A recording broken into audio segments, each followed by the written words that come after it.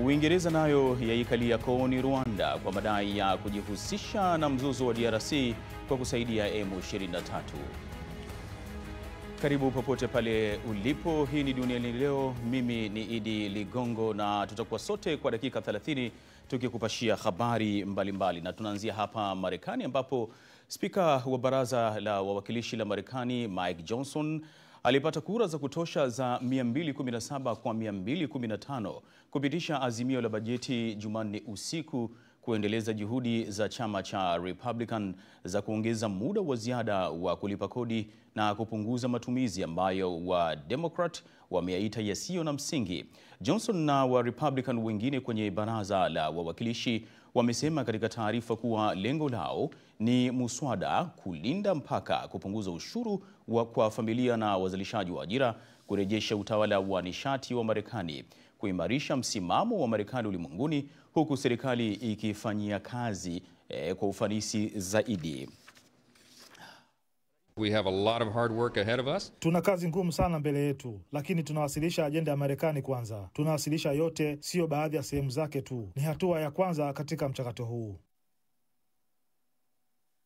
Rais Donald Trump ametoa wito kwa wabunge kupitisha muswada anaoita mkubwa na mzuri ambao utakuwa sehemu muhimu ya kutekeleza ajenda zake katika sera ya mambo ya ndani. Tukielekea Uingereza ni kwamba serikali ya taifa hilo Jumanne imetangaza kusitisha msaada wa moja kwa moja kwa Rwanda kutokana na mashambulizi ya kundi la M23 mashariki mwa Jamhuri ya Kidemokrasia ya Kongo, ambayo wataalamu wa Umoja wa Mataifa wanasema yanafanyika chini ya usaidizi wa jeshi la Rwanda. Hatua hiyo ya Uingereza inafanyika baada ya waziri wa mambo ya nje wa Uingereza David Lammy wiki iliyopita kukutana na rais wa Rwanda Paul Kagame mjini Kigali na rais wa Jamhuri ya Kidemokrasia ya Kongo Felix Tshisekedi jijini Kinshasa. Mpaka sasa kundi la M23 linaloungwa mkono na Rwanda limeteka maeneo mengi yenye utajiri mkubwa wa madini mashariki mwa DRC, ikiwa ni pamoja na miji mikuu ya Goma na Bukavu, huku kundi hilo likikabiliana na upinzani mdogo kutoka jeshi la DRC. Marekani imesema kwamba ubalozi wake wa nchini Jamhuri ya Kidemokrasia ya Kongo unaendelea kufuatilia kwa ukaribu kabisa kesi ya kisheria kwa karibu inayowahusu raia watatu wa Marekani ambao wanaweza kuhukumiwa hadi kifo. Wizara ya mambo ya nje ya Marekani ilikataa kutoa maoni yake kuhusu kama kuna mazungumzo yanayoendelea ili kuachiliwa kwa Wamarekani hao. Mwishoni mwa wiki, mjumbe maalum wa rais wa Marekani anayeshughulikia mateka Adam Boehler aliandika katika mtandao wa kijamii kwamba Marekani inafuatilia juu ya Wamarekani hao watatu ambao bado wanashikiliwa na serikali ya DRC kutoka Septemba 2024. Mahakama ya DRC iliwahukumu kifo watu 37 wakiwemo Wamarekani watatu, Tyler Thompson Jr., Marcel Malanga na Benjamin Ruben Zalman Polan kwa jaribio la mapinduzi yaliyoshindikana hapo Mei 24. Na tukielekea kule Sake nchini Jamhuri ya Kidemokrasia ya Kongo katika wilaya ya Masisi, jimbo la Kivu Kaskazini, ambako wakazi wa mji huo ulioko katika kilomita zaidi ya 20 magharibi mwa mji mkuu wa Goma wameanza kurudi makwao, wengi wao wakitoka katika kambi zinazozunguka mji wa Goma. M23 wanadai wafanye hivyo kwa kuwa vijiji vyao viko katika hali ya usalama kabisa. Austeri Malivika na ripoti kamili kutoka Goma. Furaha Bulenda Justine ni mama ambaye amekuwa miongoni mwa mamia ya wakazi wa mji wa Sake ambao wamefunga mizigo na vitu vyao vichache vilivyobaki wakati wa vita vya M23 na jeshi la Jamhuri ya Kidemokrasia ya Kongo. Amerudi katika mji wa Sake wilayani Masisi akitembea kwa miguu na wenzake wakiwa wamebeba mizigo mizito na watoto wakitembea kilomita zaidi ya 20 magharibi mwa mji wa Goma. Natoka Lushagala tunaenda Sake, juu wanatuambia tutoke Mungambi, tuje kama tutakufia kwetu, tukufie kwetu Sake. Yaani mnarudia nyumbani? Tufanye nini? Wanatuambia tutoke Mungambi. Leo tumerudia, walitutangazia Mungambi ase walisema turudie. Tukasema mbona tunarudia, vita imeisha? President angetuambia mtu alisema tumrudie. Wengine wakiomba kushinikizwa kijamii ili warudi katika maisha ya kawaida, kwani makazi yao imeshachomwa moto na shamba zao kuharibiwa wakati wa vita vikali vya M23 na jeshi la serikali. Tunataka cha kwanza mtuletee madawa, ya pili maji, ya tatu mtuletee chakula hatulime. Na amani muhimu tutetee kubakuu wa viongozi, tupate amani na usalama. Twende tulime mashamba, tulete chakula. Lakini huku kwa tunaenda teseka na njala. Na tunaenda kufa. Hapa tuko na teseka. Mkimbizi anarudishwa na onere, lakini mtu tuko narudia na mateso na tunaenda teseka ya kunjala. Tunaamua kurudia kwetu Sake, lakini tunaomba tu amani. Amani, tupatilie tu kwa amani ndio yenye tunataka. Tuko na hama na boga, hatuna cha kupatia watoto. Jala tuko naenda, hatuna kitu nyumba na hatuna manyumba, tunaenda pikia nje. Zilfa Kubuya alikuwa katika kambi ya Mugunga. Kwa sasa amewasili nyumbani kwake na kuanza usafi. Natoka mkambi. M23 aliyatangazia kusema kama turudie mwingine chakula salama, turudie kunyumba. Sio wote tumebomola kivera nje tumerudi. Maisha yangu ya kesho kazi zikuwe, tupate franga tena gizi tulikuwa pata franga kawaida tujenge. Tutumike tena tuone kama tutapata nyumba nyingine. Haya ni mabaki ya makazi ya mtu ambayo yamechoma moto, lakini tu kuna sehemu ndogo ambayo imebaki. Katika sehemu hii nyingine ukiona hapa kulipigwa ni risasi ambazo zimeharibu makazi. Wengi wakiwa katika ukimbizi hawana tena pesa ama uwezo wa kujenga upya, wakiomba jumuiya ya kimataifa na mashirika ya kimataifa kuweza kushindikiza wanavijiji kwenye vijiji vyao ili waanje maisha mapya. Vita mashariki mwa Jamhuri ya Kidemokrasia ya Kongo vimepelekea maelfu ya wakazi kuwa wafukara ama wamasikini kama vile wanavyozungumza. Eneo hili lilikuwa linahifadhi maelfu ya wakimbizi, wengi wa ndani, likijulikana kama kambi ya Mugunga, lakini kwa sasa mahema yameondolewa. M23 imesema haina maana yoyote kambi kubaki mjini Goma, kwani vijiji vyao vimepata amani na usalama. Oser Malivika, VOA, Goma. Asante sana Oser Malivika kwa ripoti hiyo, ambapo wakati bado jumuiya mbalimbali za kimataifa zikiendelea kutaka kujua suluhu inapatikana kule Jamhuri ya Kidemokrasia ya Kongo. Na moja kwa moja tuelekee nchi jirani ya Uganda, kutoka nchi ya DRC ambapo matumizi ya dawa za kulevya kwa wanafunzi wa vyuo vikuu vya Kenya yameongezeka mpaka 45.6% kwa mujibu wa ripoti ya mamlaka ya taifa ya kampeni dhidi ya matumizi mabaya ya pombe na dawa za kulevya. Ripoti hiyo inaashiria pia ongezeko la matumizi hayo kwa wanafunzi wa kike. Wanafunzi wa kike wa vyuo vikuu wanaonyesha kiwango cha juu cha magonjwa ya unyongovu wa wastani na kali kwa 6.4% na 4.1% mtawalia, ikilinganishwa na wenzao wa kiume ambao wako katika 5.2% na 3%. Zainab Said na ripoti kamili kutoka Kenya, lakini tutaelekea vile vile Uganda kujua nini kinaendelea. Karibu. Kulingana na ripoti hiyo iliyozinduliwa na mamlaka ya kitaifa ya kampeni dhidi ya matumizi mabaya ya pombe na dawa za kulevya na kada, ongezeko la matumizi ya dawa za kulevya na pombe miongoni mwa wanafunzi wa vyuo vikuu limesababishwa na maandamano ya hivi karibuni dhidi ya serikali kutokuwa na uwezo wa kustahimili hali ngumu ya maisha, kiwewe cha utotoni na ukatili wa kijinsia, ila baadhi ya wanafunzi wanatoa sababu tofauti. Eunice Onyango ni mwanafunzi wa mwaka wa 3 katika chuo kikuu cha Technical University of Kenya. Yeye anasomea hisabati. Anasema kukatizwa kila mara kwa kalenda ya masomo kutokana na migomo ya wahadhiri na serikali kuchelewesha fedha za ufadhili wa masomo hasa mwaka jana ni miongoni mwa sababu kuu za ongezeko la unywaji pombe hasa miongoni mwa wanafunzi wa kike. Kazi hakuna, chakula pia hakuna. Unaweza jipata uende kulale kwa mti.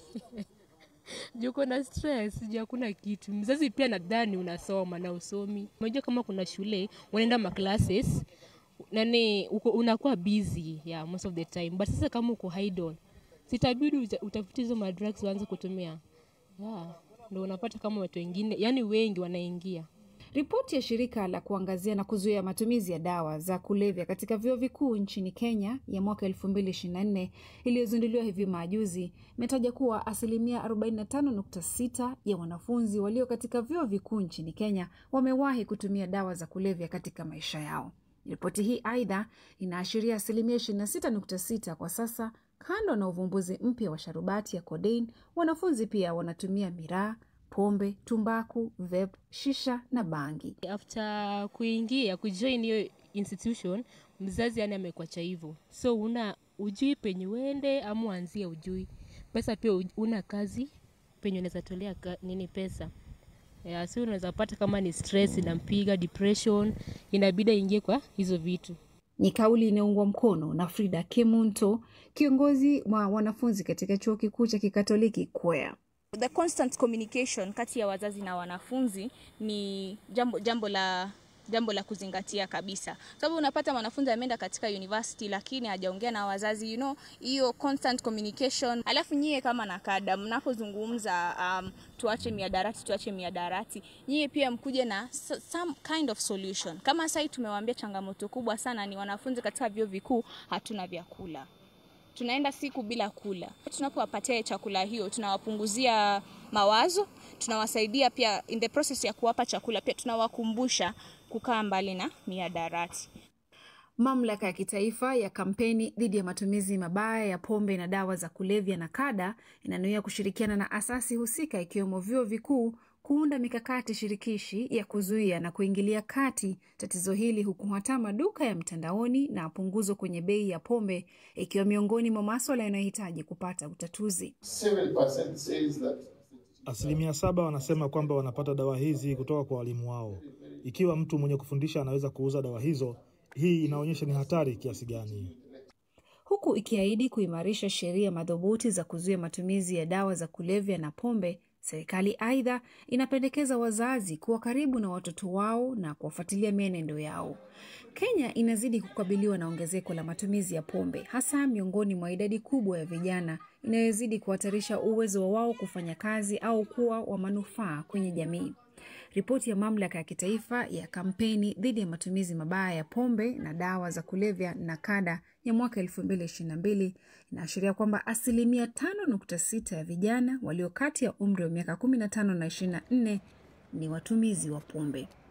Zainab Said, VOA, Nairobi, Kenya. Asante sana Zainab kwa ripoti hiyo. Vijana wengi wa vyuo vikuu kwa kweli. Haya, mmesikia ripoti hiyo, punguzeni pombe. Moja kwa moja tunajiunga naye Profesa David Monda wa chuo kikuu cha New York hapa City, Marekani. Profesa, manake unatokea chuo cha City New York, umesikiliza kwa umakini kabisa masuala yanayoendelea kule nchini Jamhuri ya Kidemokrasia ya Kongo. Uingereza imegusia kwamba imesitisha msaada. Tunataka tujue hivi siku za karibuni tumekuwa tunaona kwamba kuna matamko mengi sana ya kukemea na kusitishwa kwa misaada kwa Rwanda, madai ya kusaidia kwamba M23 iko nyuma ya mgongo wa Rwanda. Nini hili linaashiria? Kuna mafanikio yoyote yanayoelekea kupatikana katika mgogoro huu? Nadhani inaashiria kwamba mshirika mkubwa wa Rwanda, yani Uingereza, wamesitisha msaada wa kidiplomasia ambao wanaupatia kwa Rwanda kujaribu kuzalisha au kuuza bidhaa za Rwanda kwenye mataifa ya kigeni, hususan Uingereza. Na pia wamesusia, serikali ya Uingereza imesusia kuwajibika kwake au kuhusika kwake kwa mikutano itakayokuwa ikiendelezwa na serikali ya Rwanda. Na hivi inaashiria kidiplomasia angalau ni mwanzo wa vikwazo kujaribu kushinikiza Rwanda isiendelee kusaidia hiki kikundi cha M23 ambalo linazua balaa kwenye taifa la DRC. Naam. Lakini pia ya kwamba Uingereza pia ina kura ya turufu kwenye Umoja wa Mataifa, na tena ni kikwazo kigumu tena Uingereza ikiwa inaongea hivi kwa taifa la Rwanda. Profesa, kwa nini sasa vikwazo hivi vikali kabisa labda visiende moja kwa moja kwa M23, ikiwezekana kuzuia mfereji unaowezesha wao kupata silaha? Kwa sababu M23 sio serikali. Kwa masuala ya kidiplomasia lazima serikali ziwajibike kwa serikali zinginezo. Kwa hivyo kwa mfano kwa wakati huu London iwasiliane na Kigali kwa mfumo huu wa kidiplomasia. M25 haina ardhi, haina wanadiplomasia, haina mabalozi. Kwa hivyo kama ni kujaribu kushinikiza M23, lazima Uingereza ijaribu kuipiga kalamu serikali ya Rwanda ili kujaribu kuhakikisha kwamba usaidizi huu unasitishwa kwa M23. Na unadhani kwamba kwa hali jinsi ilivyo sasa kuna haja ya kuundwa kwa kikosi kamili kabisa cha kijeshi kusaidia jeshi la DRC kupambana moja kwa moja na M23? Tayari kikosi kipo, kikosi hicho cha SADC. Changamoto iliyopo ni kwamba jitihada hizi mbili la kwanza la Afrika Mashariki la EAC na hili lingine la SADC itakuwaje zitaunganishwa pamoja na hawa marais wastaafu ambao wamewajibishwa kujaribu kuitia tena fora mikakati ya kidiplomasia. Lakini kwa wakati huu nadhani ni pigo kubwa kwa serikali ya Rwanda. Kwa sababu Uingereza ni mshirika mkubwa wa usaidizi kwa serikali ya Rwanda. Profesa, shukran sana kwa kuwa nasi na tutaendelea kulifuatilia swala hili, manake mambo yapo mengi sana ya kuzungumza. Basi hii ni Duniani Leo, na hivi sasa moja kwa moja tunakwenda kwenye mapumziko, na muda si mrefu tutarejea na kukujuza kile kinachoendelea hapa ndani ya Duniani Leo. Tuna app mpya ya VOA Plus ambayo unaweza kuipata kwa ajili ya kupata habari, vipindi vyetu, makala maalum na vitu vingine kutoka hapa Sauti Amerika.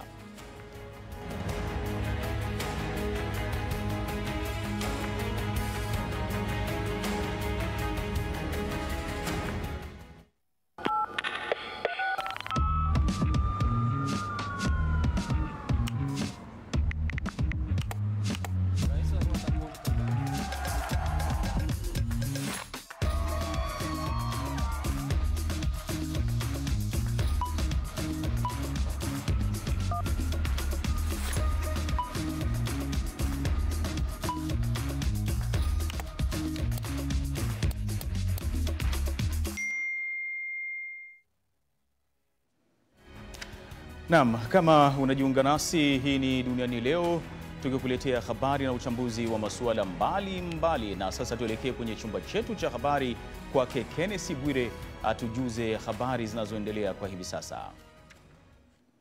Na sasa tuangazie yale ambayo nimeyakusanya upande huu. Ni kwamba Vatican imesema Papa Francis ambaye anaugua homa ya mapafu ambayo imeathiri mapafu yake yote, Jumatano aliweza kuamka na kutoka kitandani baada ya kuwa na usiku mtulivu. Francis mwenye umri wa miaka 88 alilazwa katika hospitali ya Gemelli mjini Rome Februari 14 akiwa na matatizo ya kupumua. Hali yake iliendelea kuwa mbaya na kusababisha wasiwasi mkubwa kati ya waumini wa kanisa Katoliki.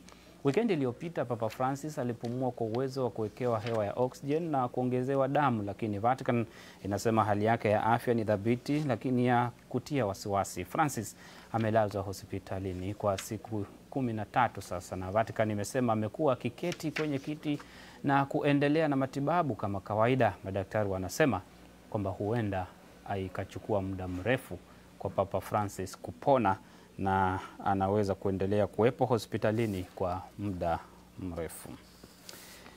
Magenge yenye silaha yametekeleza shambulizi baya sana katika mji mkuu wa Haiti jana Jumanne. Milio ya risasi imesikika katika barabara za Port-au-Prince huku watu wakikimbia makwao kwa taharuki kutoka mtaa wa Damlas. Stella Atheni, kiongozi wa kundi la kutetea haki za kibinadamu mjini humo, amesema kwamba taasisi yake haina hesabu kamili ya watu waliouawa, lakini kuna ripoti kwamba watu kadhaa wameuawa kwa kupigwa risasi na nyumba kadhaa kuchomwa moto. Zaidi ya watu milioni 1 raia wa Haiti, ikiwa ni karibu 10% ya idadi ya watu katika taifa hilo la Caribbean lenye idadi kubwa ya watu, wamekosesha makao kutokana na vurugu za miaka mingi ambapo makundi yanayofadhiliwa vyema na yenye silaha yamedhibiti sehemu kadhaa za mji mkuu.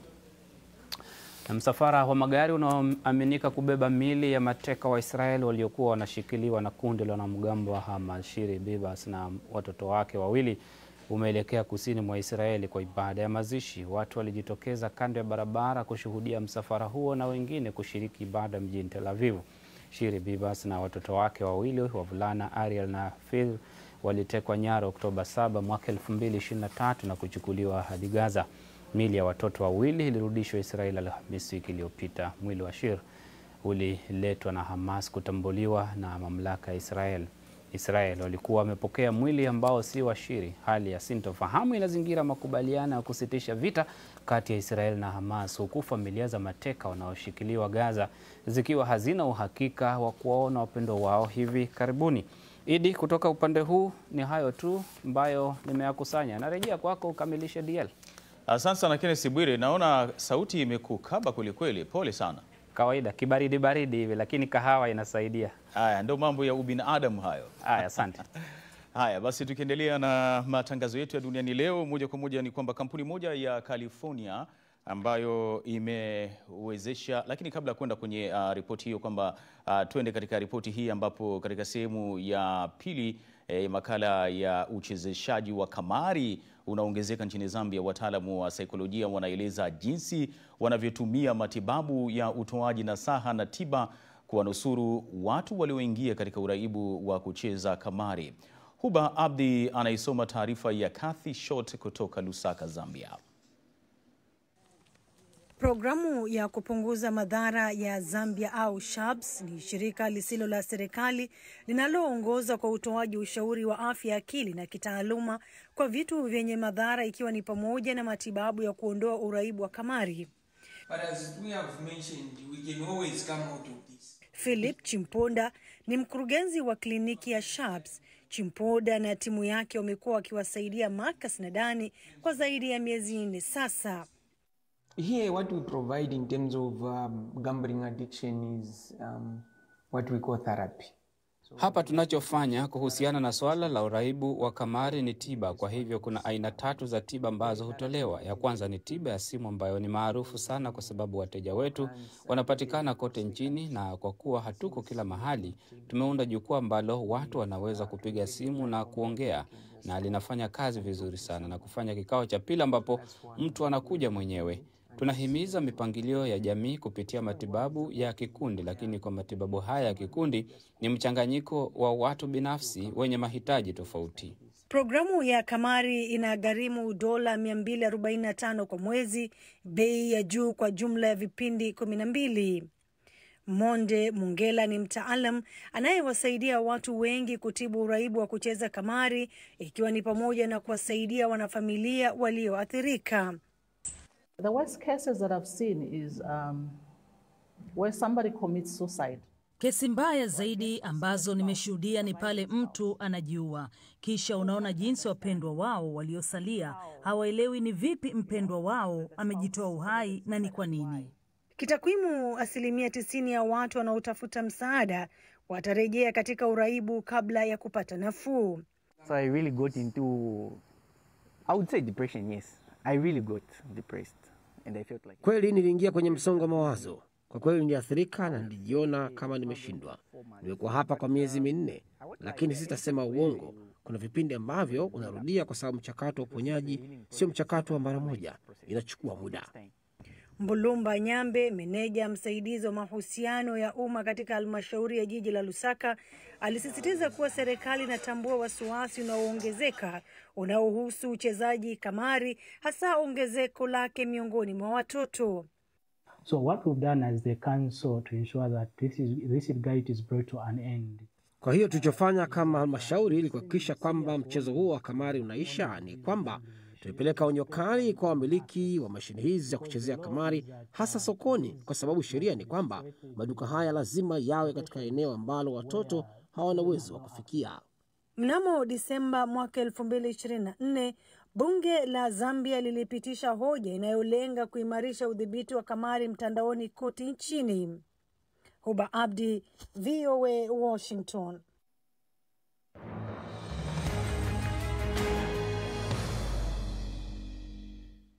Na sasa tunaangalia masuala ya teknolojia ambapo kampuni moja ya California hapa Marekani imepiga hatua nyingine katika juhudi za kufanikisha lengo lake la kutengeneza na kuuza magari yanayoruka kwa kutumia teknolojia ya kipekee.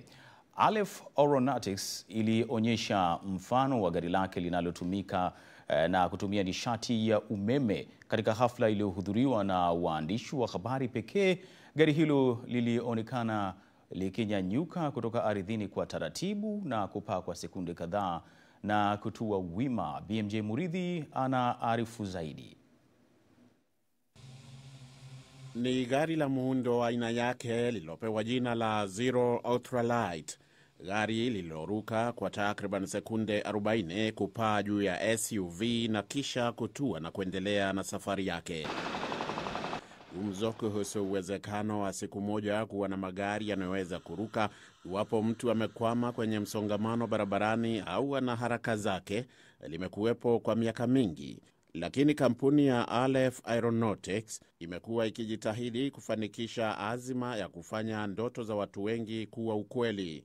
Kwa miaka mitatu imekuwa ikitengeneza mifano ya magari yanayoruka na kupeleka mifano ya magari hayo kwa maonyesho mbalimbali ya kimataifa bila ya magari yenyewe kuwepo. Lakini hivi karibuni waandishi wa habari walialikwa kuona gari ambalo kampuni hiyo imekuwa ikilifanyia kazi. Jim Duhovne ni mwanzilishi na mkurugenzi mtendaji wa kampuni ya Aleph Aeronautics. So we created something called Model Zero Ultralight. Kwa hivyo tuliunda kitu kinachoitwa Model Zero Ultralight.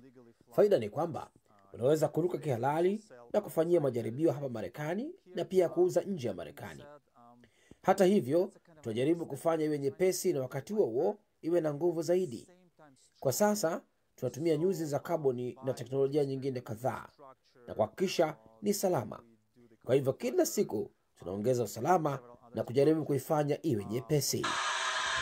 Tim Jackson aliyeandika kitabu kiitwacho Dude, Where's My Flying Car, yani liwapi gari langu linalopaa, anaona gari hili kama hatua yenye tija ya kiteknolojia. I do view it as a breakthrough. Ninaiona kama mafanikio. Nafikiri ni mafanikio ya teknolojia. Nadhani Aleph na Jim Duhovne wanasaidia kutimiza ndoto ambayo wengi wetu tumekuwa nayo tangu tulipokuwa tukitizama vipindi vya televisheni kama Jetsons mwanzoni mwa miaka ya 60. Sote tunataka kuwa na uwezo wa kuruka badala ya kuwa kwenye barabara. Tunataka kuwa na uwezo wa kufika tunakoenda kwa haraka. Lakini ingawa mfano wa Aleph umezua msisimko, wataalamu wa sekta hiyo wanaendelea kusaka data thabiti zaidi kuhusu usalama, utendakazi na uthibitisho wa idhini ya kuliendesha gari hilo barabarani au angani. Mtaalamu wa safari za angani Henry Hartwald ana maswali chungu nzima kuhusu mustakabali wa gari hilo. Je, mamlaka ya FAA itahusika katika kusimamia aina hizi za magari yanayoruka? Je, watachukuliwa kuwa ndege au la? Jambo moja ambalo pia nitakuwa naliangazia ni kelele. Vyombo ambavyo nimeona vya kampuni hii ya Aleph vina kelele mno. Na ukiwa unaweza kufikiria kuhusu mamia au maelfu ya vyombo hivi vikiruka, hakutakuwa na amani duniani kamwe.